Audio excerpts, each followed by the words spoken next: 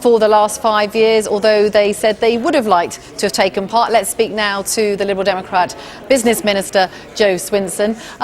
You're going to be watching this, obviously, from outside rather than being in there. You would have liked to have taken part?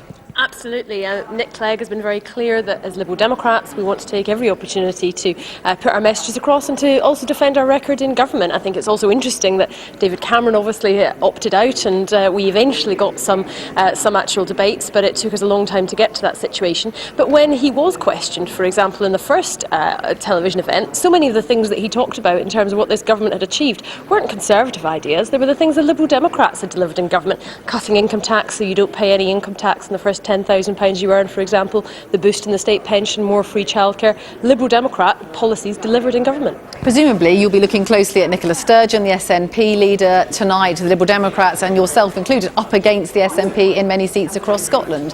What do you expect? Do you expect other people to challenge her a bit more maybe than last time?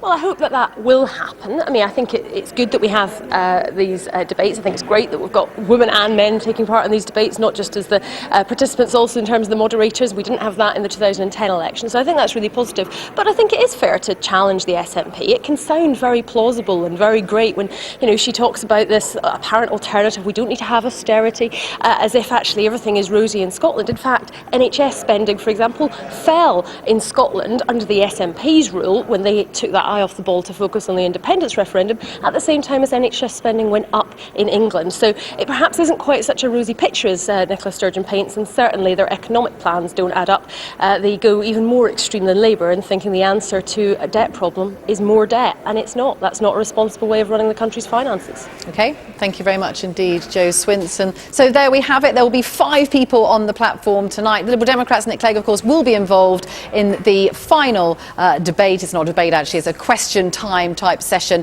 in a couple of weeks' time.